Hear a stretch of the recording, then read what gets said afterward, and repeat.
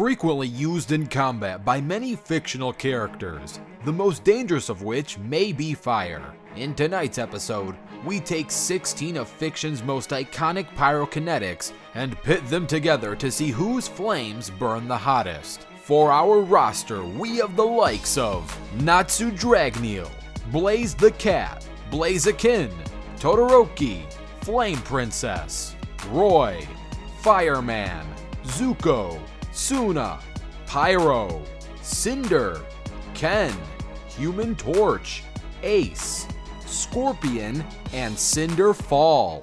This is truly a lit lineup of fighters. Speaking of lit, I would like to share with you my favorite wallet, the RWBY wallet. It's light, sleek, and industrial. It doesn't fold or awkwardly bulge in your back pocket. It's actually designed to fit easily into your front pocket. The wallet holds up to 12 cards plus cash. There are over 30 different colors and designs from carbon fiber, burnt titanium, and aluminum navy.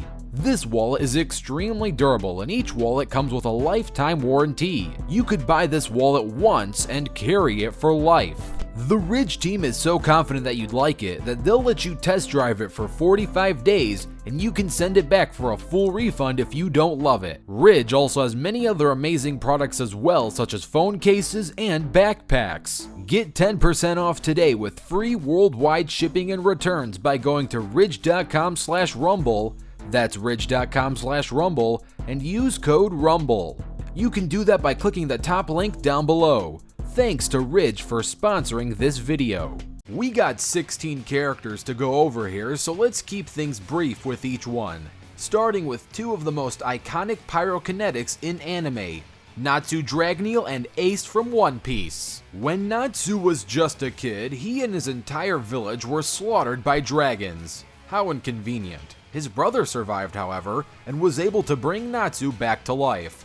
Though Natsu was now a demon and he had been left in the care of Dragneel, the Fire Dragon King. Natsu was taught Dragon Slayer magic while growing up, though I'll come back to what that entails in a moment. For now, let's move on to Ace. Ace is the son of the legendary pirate Roger. His mother unfortunately died in childbirth after holding her pregnancy for almost an extra year. Ace was then sent to grow up as a close friend and brother to Monkey D. Luffy. Ace would grow up to become a pirate and come into contact with a devil fruit. These fruits give whoever eats them a superpower at the cost of being able to swim. And as you can guess by the theme of this video, Ace's was the Flame fruit, which gave him pyrokinetic abilities. As you would expect, Dragon Slayer magic allows Natsu to manipulate fire. He can surround his fists in flames and give his punches extra firepower, or he can just shoot massive flames from his mouth and his iconic Fire Dragon's roar. Though Natsu has limited amount of magic to use for his attacks, he has the ability to eat fire to replenish his magic supply. He can't eat his own fire, but something tells me he won't be running out in a fight like this when there's 15 others out there shooting fireballs all over the place. Natsu can also use Lightning Fire Dragon magic, which allows him to,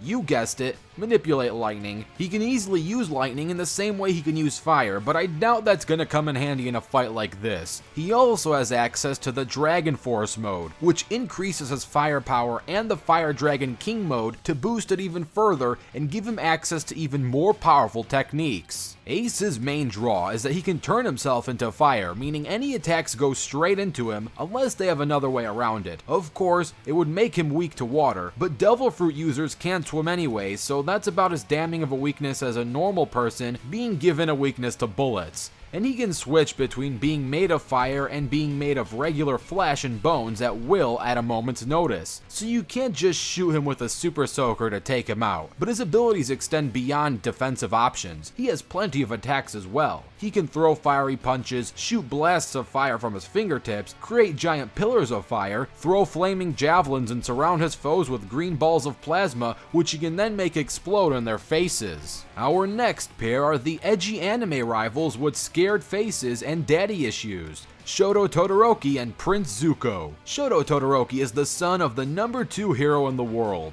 Goku. Wait, I'm not gonna get into that. Never mind.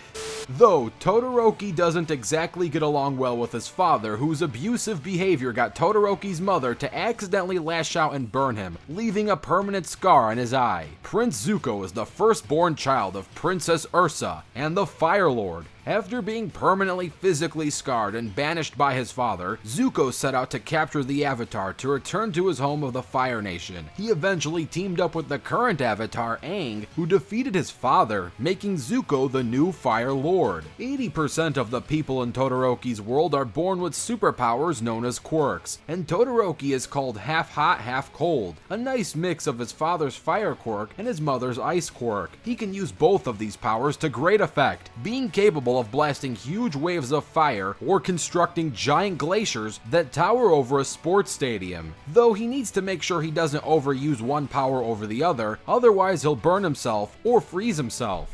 As the current Fire Lord, Zuko is of course skilled at firebending. He can shoot fire, redirect it, all that good stuff, but he's not just limited to fire, he can even redirect lightning. Not only is redirecting lightning impressive in the sense that he could withstand temperatures significantly hotter than the surface of the sun, but also reacting to lightning in the first place means he could react to speeds around 220,000 miles per hour. Of course, he's not immune to fire, he has to constantly redirect it, and it does require him to perform hand movements, but good luck getting the jump on him. Moving on, we have the two literal flaming hotheads, the Human Torch and Flame Princess. Johnny Storm, aka the Human Torch, is one of the original members of the Fantastic Four. He, much like the rest of this team, gained his abilities when he was caught in the middle of a cosmic storm in space. Now, given the context of his name and the episode he's currently in, I'll give you the guess on what powers he's got. There are many kingdoms throughout the land of Oo, amongst which is the Flame Kingdom, ruled by the Flame King. His successor is his daughter, the Flame Princess. The main thing you'll notice about Flame Princess is that she's made of fire. I wonder what abilities that would grant her. Of course, I'm going back to covering Johnny before I go over said abilities. I've got this whole pattern going on in the pre-analysis and I'd like to stick to it. Johnny is immensely powerful. He can shoot powerful blasts of fire that he himself claims are strong enough to shatter a small moon. And anyone with fire attacks going after him is going to struggle since he can absorb the fire himself. If he's ever outmatched though, he can go supernova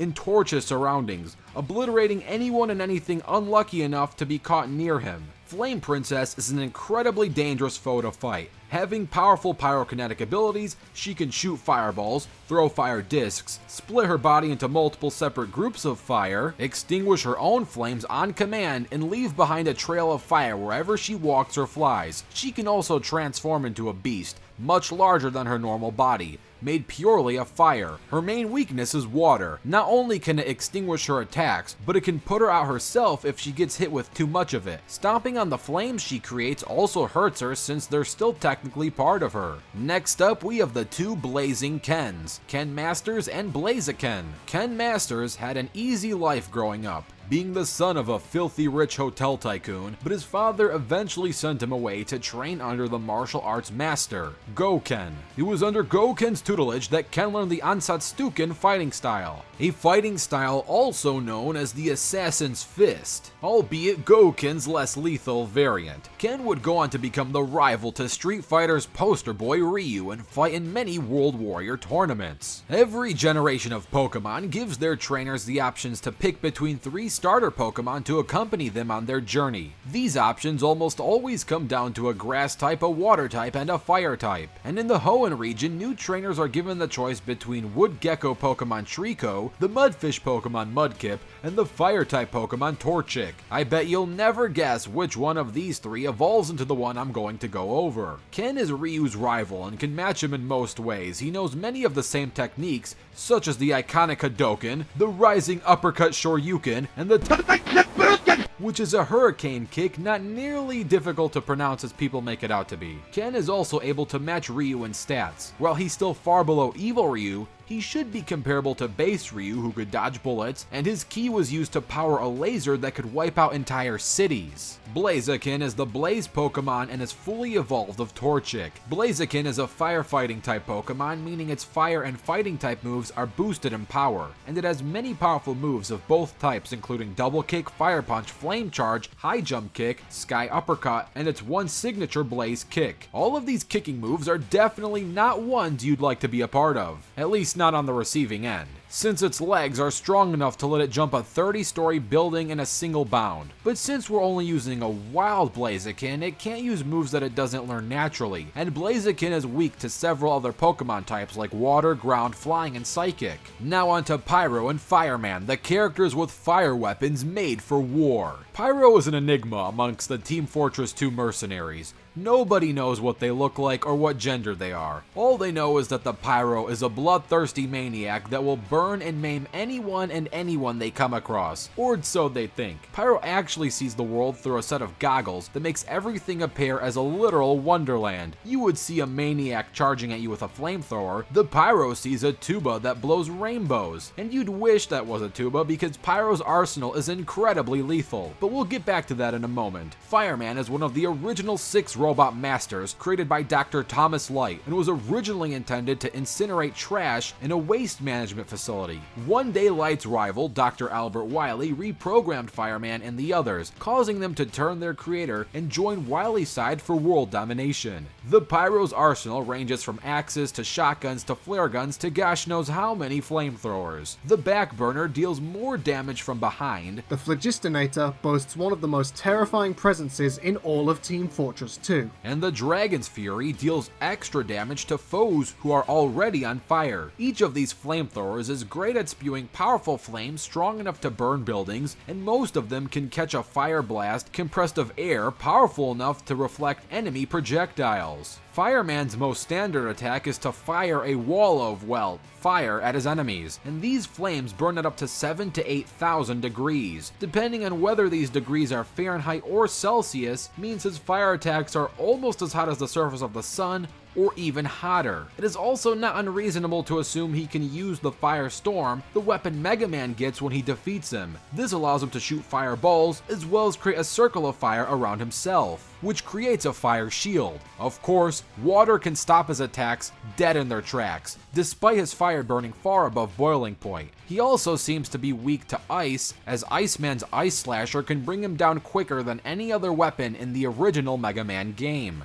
Our next pair are cold-hearted, fiery females on the opposite ends of the moral spectrum, Blaze the Cat and Cinder Fall. Blaze the Cat is from a post-apocalyptic alternate timeline in the Sonic universe. Like most Sonic characters, she's incredibly agile and quick on her feet, but unlike most Sonic characters, she has natural pyrokinetic abilities. Bet you never saw that coming. Cinderfall is a member of the Salem's Inner Circle and one of the main villains of RWBY. Like every other RWBY character, she has a semblance. Hers is called Scorching Caress, which lets her superheat objects and manipulate their shape. She can use it to create fiery explosions, but she's also shown to be capable of using it on dirt to create sharp shards of glass with just as much personality as her. Though this is child's play to the time she killed the previous Fall Maiden, Amber, and stole her powers to use for her own. I'll go over those momentarily. For now, back to Blaze. Blaze can use her pyrokinesis to blast enemies with fire, surround herself in fire to turn herself into a fiery projectile, boost her speed, or form shields to protect herself from incoming attacks. She's already incredibly powerful in her base form, but she can harness the power of the Soul Emeralds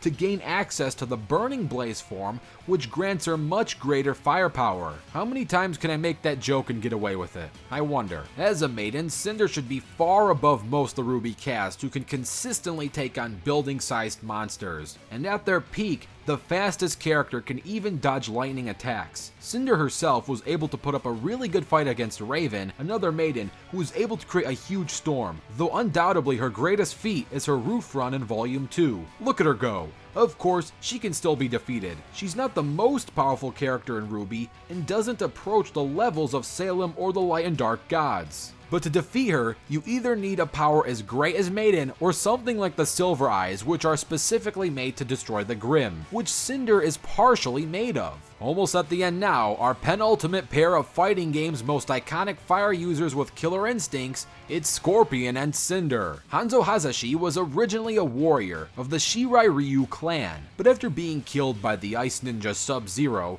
he was resurrected by the sorcerer Quan Chi as a Hellspawn, Scorpion. Hanzo seeked revenge for the death of his family and the clan at the hands of Sub-Zero, only to learn that Quan Chi was the man behind the slaughter the whole time. He learned it a bit late though, as it was years after he'd already burned the first Sub-Zero to death. He eventually avenged him as well though, and he finally killed Quan Chi. Ben Ferris was once an ordinary criminal, but after being experimented on by the organization Ultratech, he became a being made of pure plasma. And now he goes by Cinder because, well, it sounds cool, I'm pretty sure that's why. Which, to be fair, it absolutely does sound cool. Though his plasma body is unstable, Ultratech handily provided him with some armor to help him better control it. Scorpion is equipped with many weapons, including several katanas, an axe, and his iconic kunai on a chain. He's incredibly proficient in fire manipulation as well, being able to fire it as a projectile, raise it from the ground, and use it to teleport. He can also manipulate Earth, to an extent, of course. Scorpion is incredibly powerful and skilled, but is far from the most powerful being in the Mortal Kombat universe, and is no stranger to losing fights. Cinder's main method of fighting is with his pyro bombs.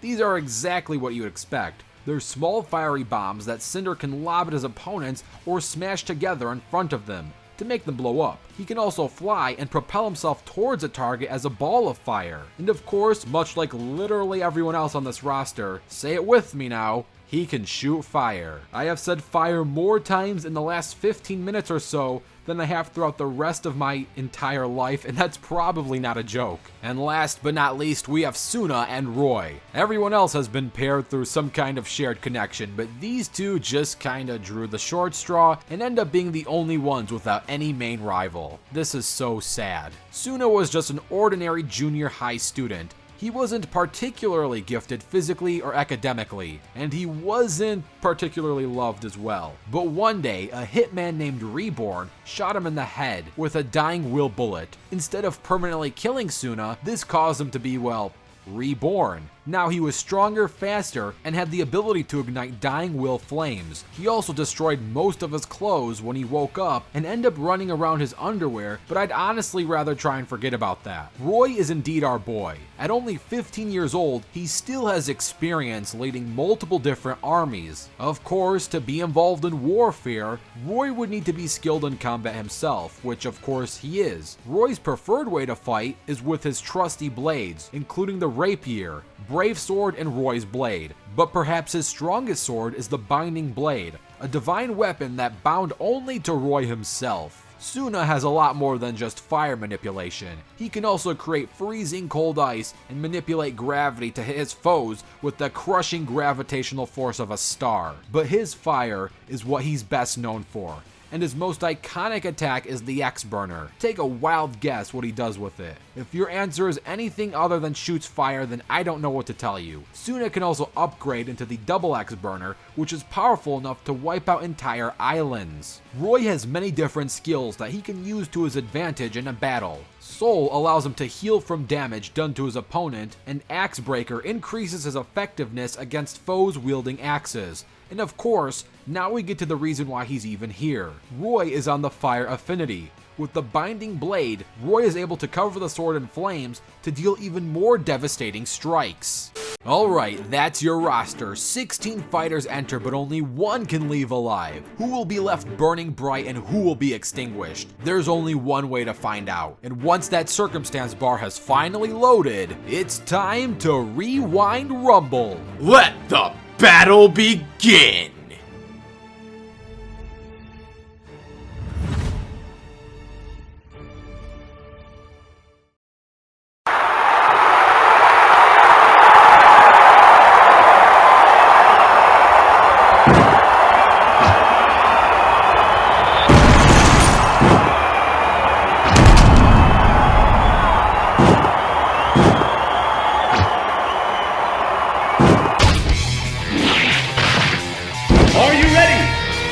Come out on top!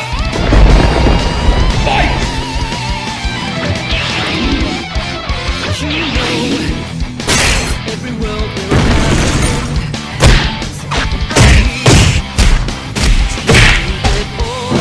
to you I am. You don't think I am. My evil plan can taste the day.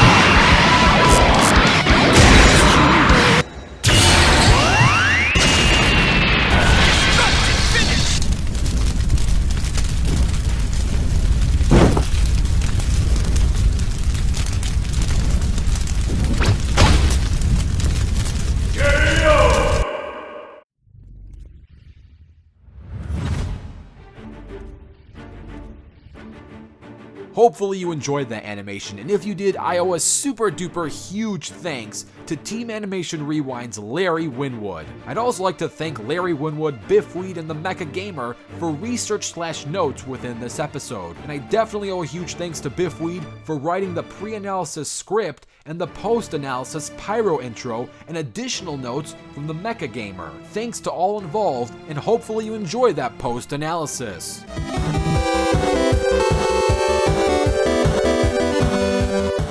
Alright, there's a lot to go over within this post-analysis. This isn't like the Swordsman Free-For-All, where there was one universal character amongst a bunch of building or solar system level beings. There's a good few characters who you can absolutely make arguments for to win at first place in this free-for-all. And while this is no Swordsman Free-For-All, in terms of fairness, I would like to rank each character from last place to first place, explaining why they landed in that spot. Of course there's a lot to go over, so I'll try to keep things as brief as possible. Let's rank them from weakest to strongest. In 16th place, at the bottom tier, we have Pyro, all on their lonesome. Unfortunately, they're the only one without any feats that put them above building level and the speed of sound. Setting buildings on fire and burning them at the foundations is not at all equivalent to blowing one up in a single hit. Air blasting projectiles and being immune to catching on fire won't matter when all the projectiles from these characters would be too fast for Pyro to react to and would be far more than enough firepower to burn them to a crisp. Afterburn aside, so they go to the bottom. In 15th place, we have Cinder Fall from RWBY. Like many other RWBY characters, Cinder can use her semblance to use super heat powders such as sand and dust. She can also use this to heat and reform broken objects such as her own glass weapons, but compared to many fighters on this list, she's going to get speed blitzed and knocked out of the competition. She's not slow in her own right, in fact she's quite fast, but everyone ahead of her is faster. In 14th place, we have Zuko.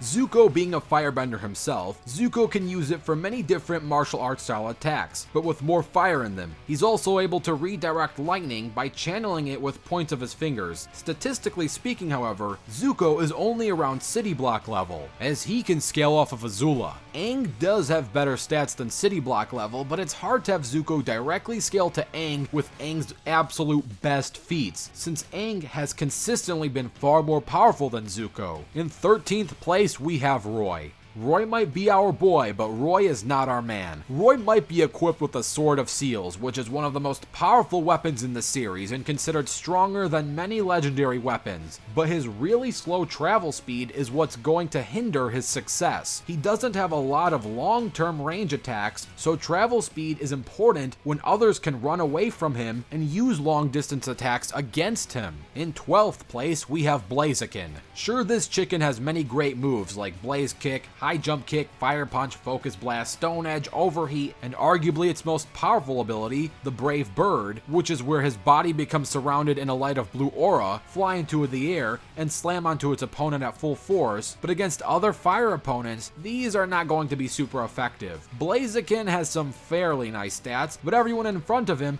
are far more consistent with city or higher level stats, whereas a wild Blaziken would likely have consistent multi-city block level stats. In 11th place is where we have Todoroki. He manipulates fire with the left side of his body and ice with the right side. He can freeze entire buildings with his ice powers, and his fire powers are even comparable to Endeavor's, as confirmed by the best hero in this series, All Might. While Todoroki might have an elemental advantage with his ice, most of these fighters aren't Pokemon. Going off of raw stats, he has pretty formidable small town level stats with his heaven-piercing ice wall, but town level is not going to get him any higher than 11th place.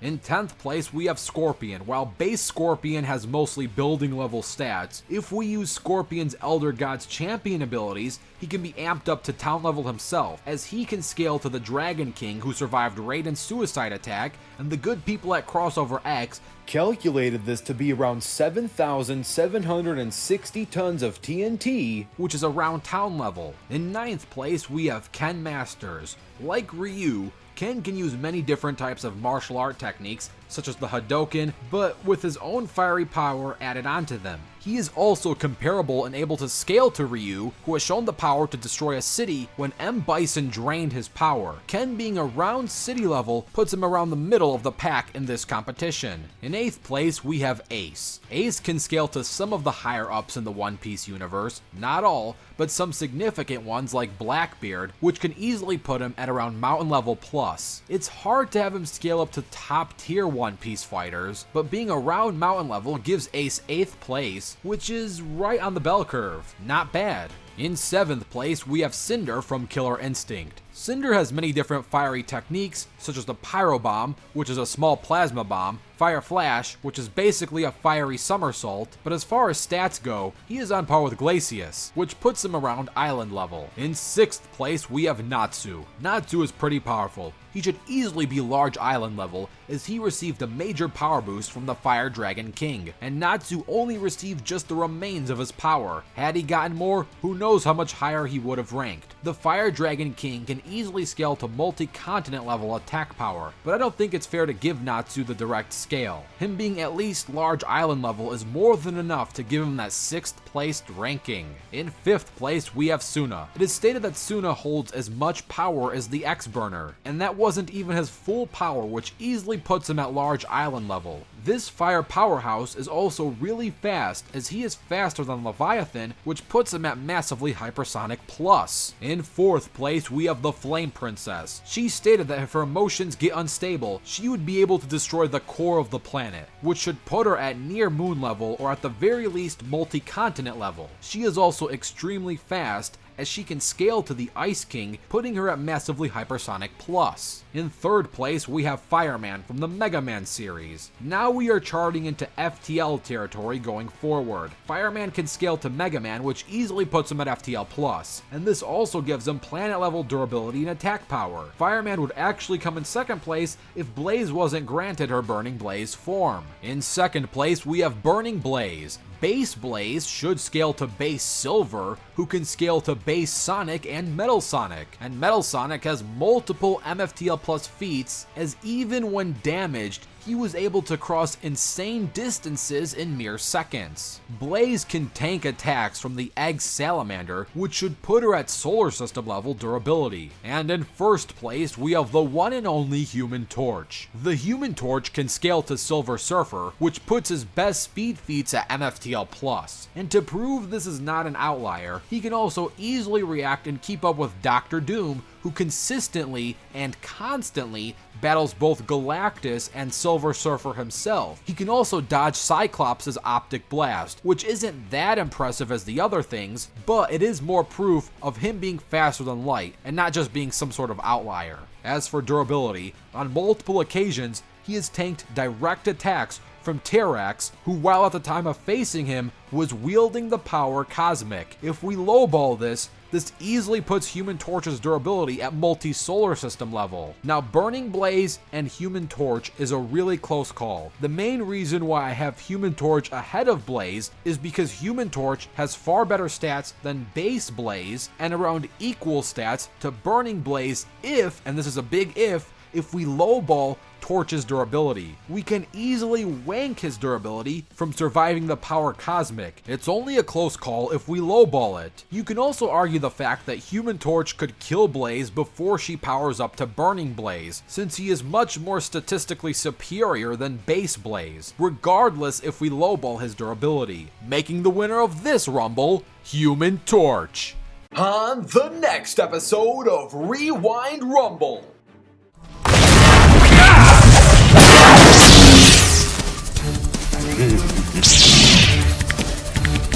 What are you supposed to be? Well, at least I found it. So, what's the master plan?